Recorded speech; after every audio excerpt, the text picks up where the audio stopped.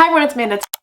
Today I'm going to be doing my recently read books. I'm so excited to be talking about the books that I've read recently. I have not filmed one of these in a hot minute, although I haven't also read as much as I usually do, so that's probably why. I just wanted to gain some sort of list first, and I have a good list. So I have anything from 1 stars to 5 stars today, and we're gonna get into them all, and hopefully you'll find a recommendation or one to steer clear from. But yeah, let's just get into it. Be sure to like, subscribe down below for more bookish content from me. I'd love to have you here. And the first book that we're going to talk about is actually the most recent classic literature pick.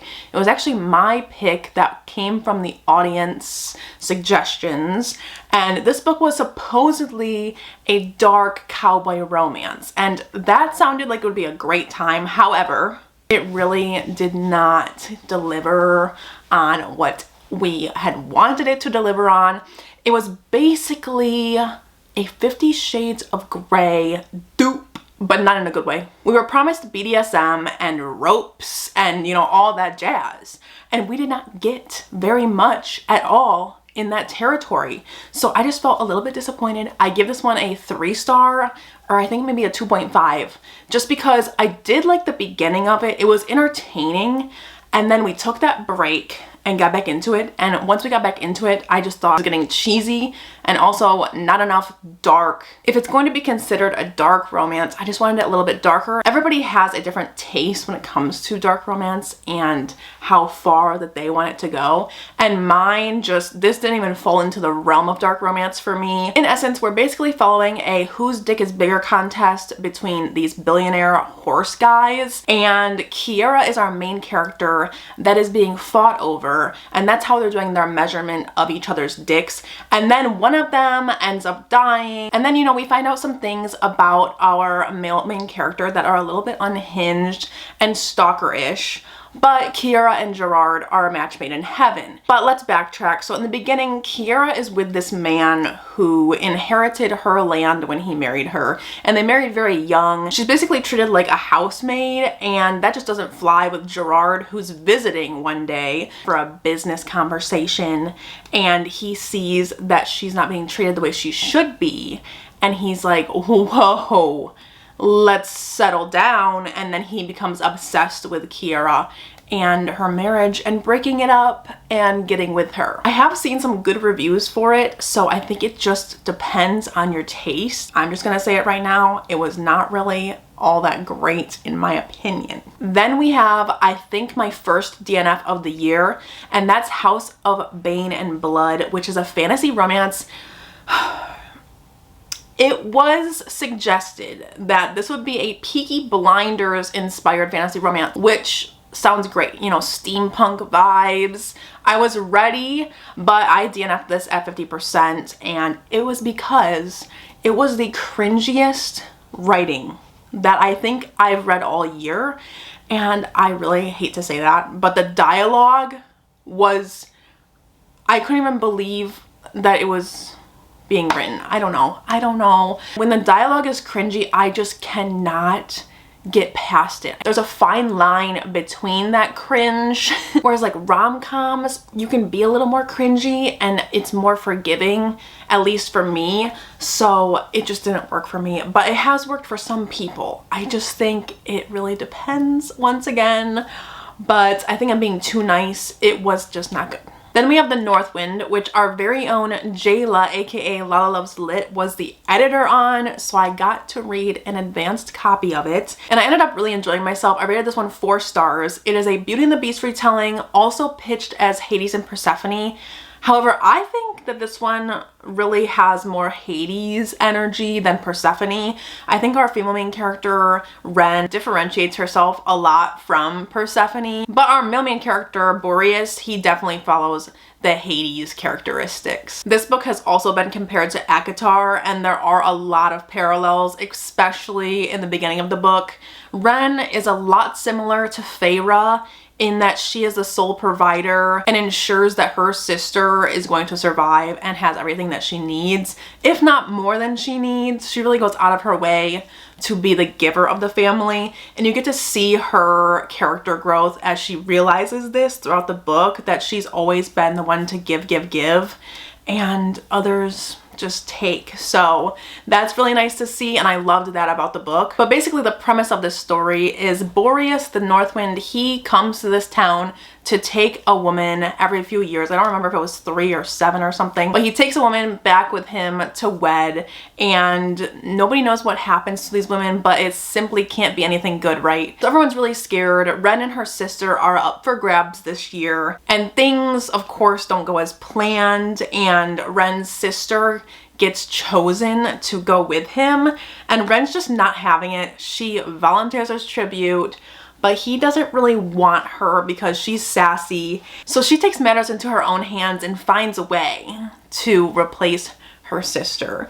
And things go from there. We have an enemies to lovers, obviously. It's slow burn, and there's also some turmoil going on in the world. I think that the world itself and the fantasy elements are where I was wanting some more, and where that 5-star fell off for me. I just wanted a little bit more explanation slash building up those fantastical elements. But this is the first book in a series, so it could just be having that first book syndrome where the second book's going to take off and explain a lot more about the world and the Deadlands and the Shade and all of that jazz. So I'm excited for the next book. I definitely will be reading it, and if you like Beauty and the Beast retellings, definitely give this one a try, because it was a really fun time. I read it super quick. And it has the My Wife dialogue, which we romance girlies are a sucker for. Next, I picked up a monster romance in the Duskwalker series. I picked up book 2, A Soul to Heal, and I didn't love this one as much as the first one. I rated this one 3 stars.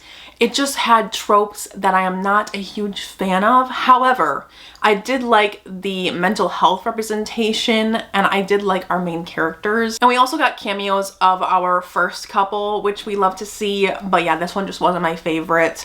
I wish I could say differently, but I am continuing on with the series in hopes to find out what my favorite couple is. Then we have quite possibly a new favorite dark romance for me, which I'm so excited to say because I haven't found a really good one in a while, and that is A Fabric of Our Souls.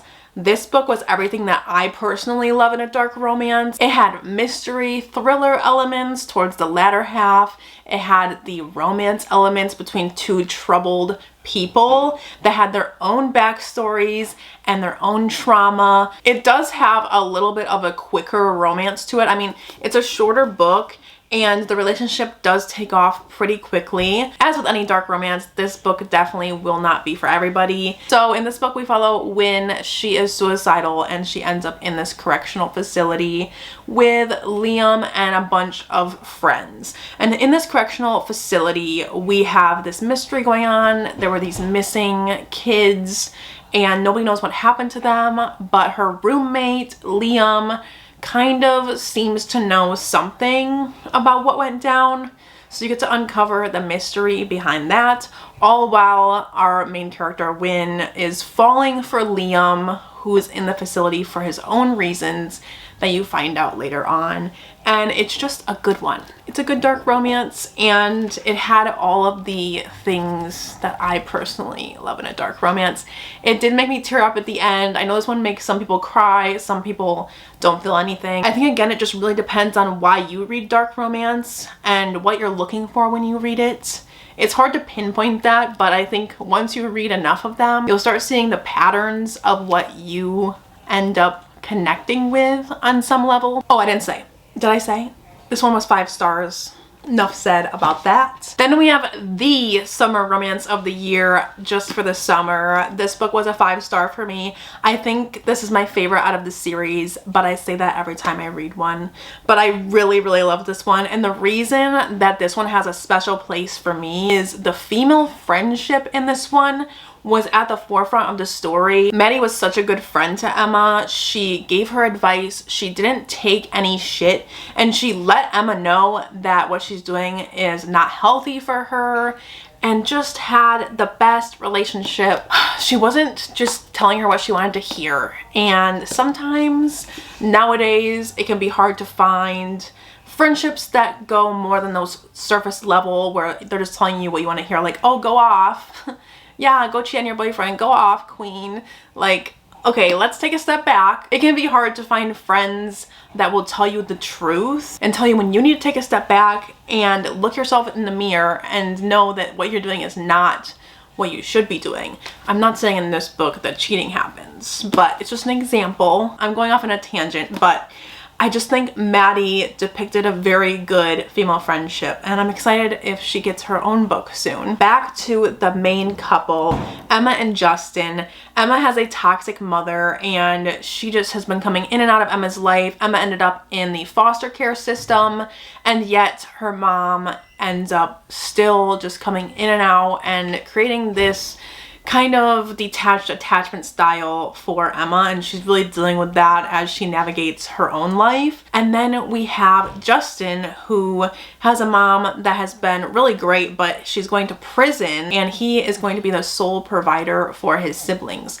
So they both have some unpacking to do with each other. Justin had posted on the Am I the Asshole Reddit thread, and I won't spoil like what goes down in that, but basically he has this curse where everybody that he dates ends up married to the next person, and Emma feels the same way. So they join together thinking that if they get together, they'll break the curse because it's like both of them, you know, now it'll work. They end up meeting each other. Emma and Maddie, who is the best friend, they're travel nurses, so they can basically pick out anywhere to go. And they end up choosing to go to Justin's hometown, and it's this really cute small town, and it's so fun. One of my favorite scenes was the one where Justin was going to Emma's Airbnb, but he needed the boat key and didn't have it, so he ends up floating on this unicorn floaty all the way to her Airbnb so that he can take care of her when she's sick. Oh, if he wanted to, he would, right? Then we have an age gap romance that was a 5-star for me, which is crazy because I usually like age gap, but I never love it. But this one I loved. Older by Jennifer Hartman. This book is also Best Friend's Dad, so it has another level of forbidden romance. It also takes place over a longer period of time, which I think is the reason why I ended up loving it so much. It just really convinced you that these two were in love, and I just loved every second of it. So we follow Hallie and Reed is the dad, and they meet at a party when she's pretty young, and then they never see each other again until one night Hallie is going to her best friend's house to seek refuge from her abusive father and alcoholic mother. So her home life is a whole mess, and she needs to live with her best friend's parents, and she ends up learning that Reed is her best friend's dad. They are divorced currently. Like, Reed doesn't live with the best friend, it's just her mom, but Reed ends up coming over one day, and then that's when she learns that her best friend's dad is the guy that she met at that party all those years ago. And you get to watch as they try not to have attraction towards each other, but they simply can't deny it. Then there's so much drama that happens later in the book. You know, of course the best friend is going to find out about this, right? So how does she react? I just thought it was really well done with that aspect of it. You could feel the angst and the tension, and you could also really feel the love and believe in it even more because of the best friend and mom's reaction. It was really so well paced for me and my age gaps. This is it. Next up, we have another monster smut, and this one is a male-male romance in the Soul Eater universe. It is the second book, called Eden. We follow a purple monster in this one, and he has a tail, and his human romantic interest is part of the military. Let's just say he warms up to our big purple monster, and they go on this journey to save his friend Charlie from these evil little monster creatures. It's really fun. This one had more plot in it, and it's just fun. It's a post-apocalyptic series, and I definitely will be continuing. Then we have a fantasy romance, The Book of Azrael. This book was a 4.5-star read for me. We read it way back. I think it was January for classic literature, but I realized I hadn't talked about this one on my channel, and I loved it, so I wanted to pitch it. It's an enemies to lovers, and it was so good. It's a slow start, but once you get into it, the action just keeps on coming, and my mouth was agape at the end of this book when all the action scenes are playing out. Oh my god, it was crazy. It does have a little bit more immature dialogue if you don't like that, but it's really fun, and I need to read the second book. We have Liam, the world ender, Deanna, who has these powers from making this bargain when she saved her sister, and now she's interconnected with this horrible, manipulative Tamlin style man. He has her on a leash and she can't really go anywhere without his permission. It's just ridiculous. And then we have Sam Keel / Liam, who is the world ender, and he has not come out of hiding. Nobody thinks he even exists until there is some events that take place and he ends up being called upon, and he can't say no to this specific thing that happens. Well, they end up teaming up because it's in everybody's best interest, and it's just such a fun time from there. There's so much banter. It was also really fun to learn about the world and all of the creatures that are in it, and learn more about Deanna and what her powers mean. I think it had a lot of originality to it while also still having the beloved fantasy romance tropes. Then we have The Worst Kept Secret by QB Tyler. I also read this one way back in the beginning of the year, and I probably haven't talked about it just because it was a 3-star read for me. It was middle of the road. It was also a best friend's dad romance, but in this case, it just didn't work for me. The age gap didn't work. I think it was the pacing, and I didn't really believe in their romance. It had a lot of smut, and maybe that's where I needed more build-up. And it kind of ended up giving me the ick in some areas. If you are looking for a quick smutty read, I think this one would be great. It is definitely a hot. Like, no one is denying that the smut is very juicy in this book, but for me, I just like the romance to play out just a little bit more. And then most recently, I just finished False Start by Candy Steiner. This book is part of her football romance series. This one follows Kyle and Madeline. This is a single mom, second chance romance. We get to learn more about Kyle, and if you've read the other books, you know he's kind of the asshole of the group. And we get to learn why he is an asshole and see more of his softer side. This book touches on some harder topics. Madeline was in an abusive relationship with her ex and her son's father, who is still in their life because obviously he's the father of their son. And so she's dealing with that and the recent breakup, and she's trying to make some money, which we'll get back to in a second. Then we have Kyle, who has also faced some abuse in his past with his father. And so in this book, it's really beautiful because you have two people that grew up together. You know, they had childhood together and they fell in love young, and now they're reconnecting, and he's learning that she's had to face the same challenges that he had when he was a kid. And so they understand each other so well. All of their memories come back when they meet again. But let's get back to the plot. So Madeline ends up being his real estate agent by accident. They end up meeting again, and he definitely isn't going to let her out of his sight. While he thinks that he hates her, his heart knows better. I do think this book was a little bit too long, and that's why I rated this one a 4-star. I just think it dragged on just a little bit, but I really did love the topics discussed in this book, and I loved their relationship as well. It was so believable. I usually am not a huge fan of second chance romance.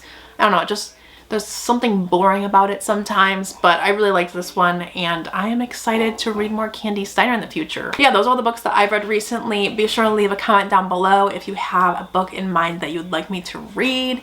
And if you've made it this far, leave a football emoji, and I will see you in my next video. Bye, guys.